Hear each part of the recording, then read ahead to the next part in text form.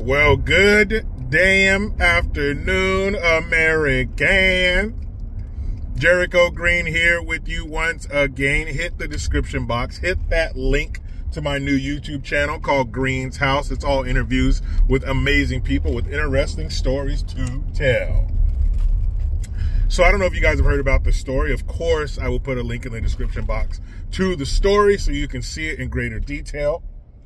But apparently, in Houston, Texas, there's a man by the last name of Spencer. Young man, I believe in his mid-20s, 24 years old or something like that. And he invites a convicted child sex offender.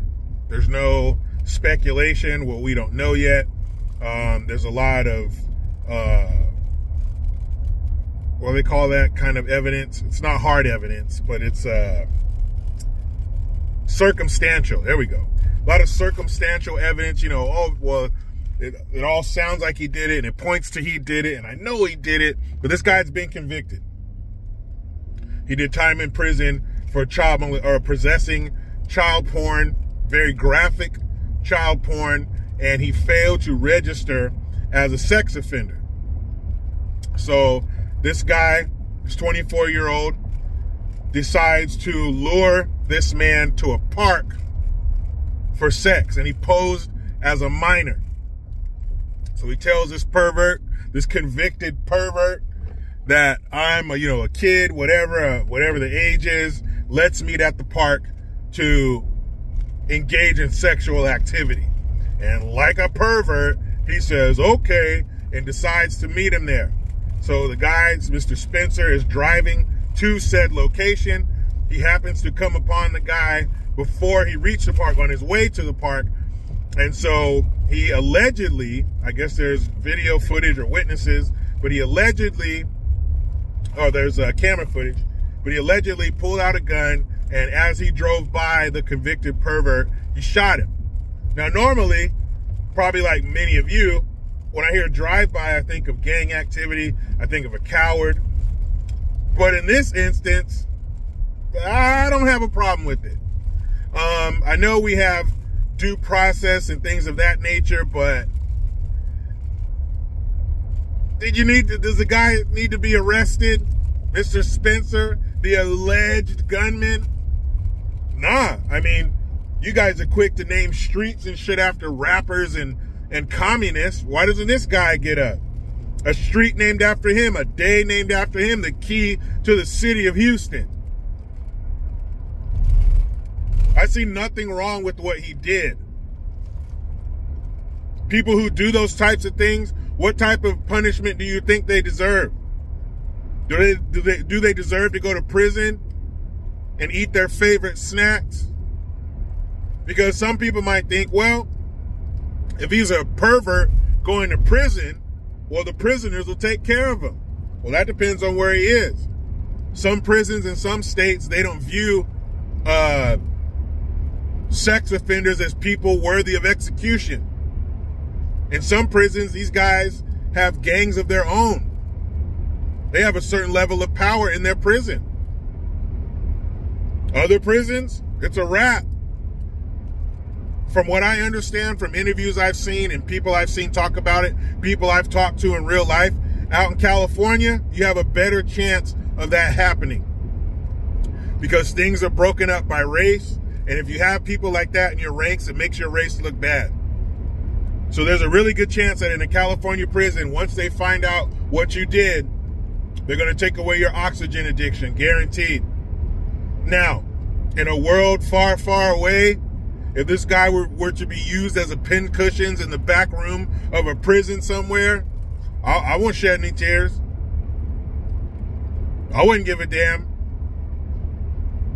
But obviously that didn't happen to him because he was able to get out and attempt to reoffend. And who knows if he reoffended, we just don't know about it.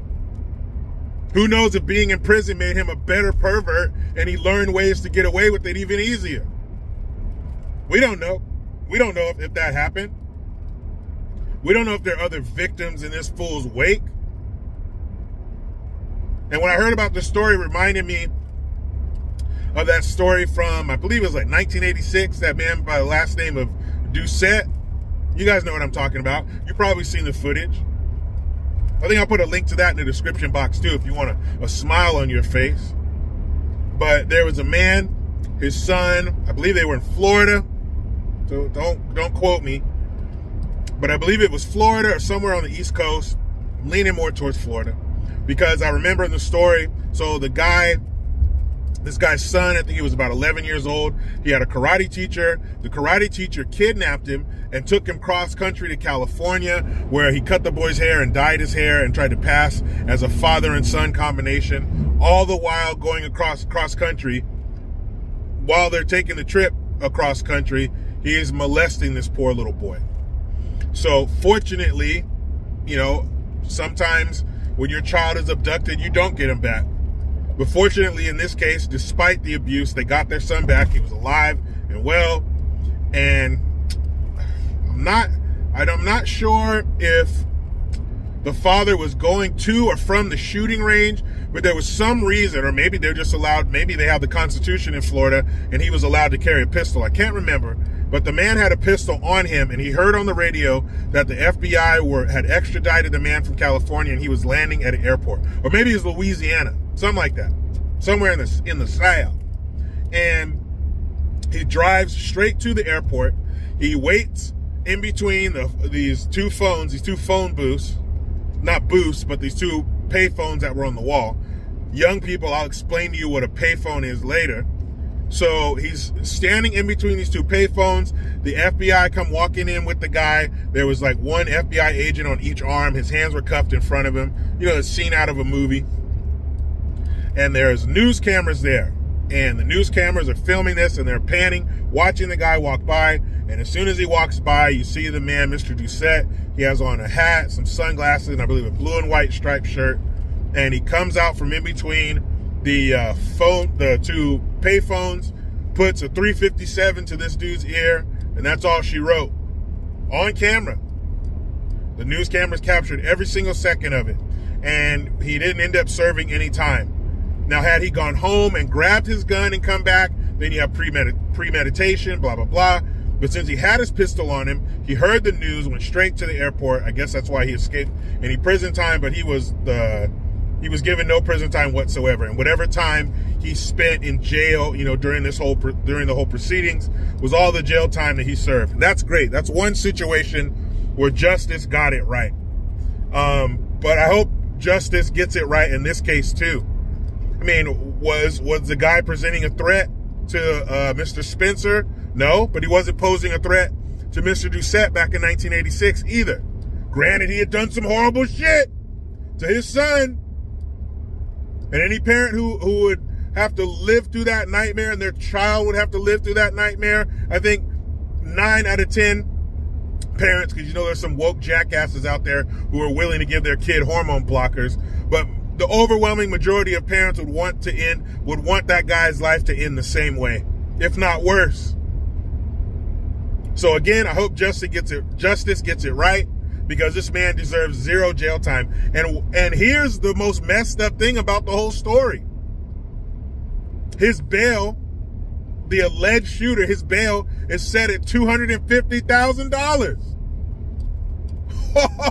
Why? Why? That is way too high. His bail should be set at 250,000 pesos. What's that, $3? Why is this dude's bail at $250,000? What did he do wrong? But when I used to do live streams all the time, I would have a segment where I would highlight a story where somebody with the gun did the right thing, and I called it Good Gun. Well, this one you can call Best Gun, because I don't see a damn thing wrong with this story. You tell me. I'll see you in the comments. But you know how it goes. I try to be done with the left, but they just won't let me. Please subscribe. Hit that notification bell, because every time it rings, a piece of shit lefty cries. Utilize the Linktree link. Make sure you get in that description box. Hit the link to my new channel, Green's House. I am Jericho Green. Man, I'm out.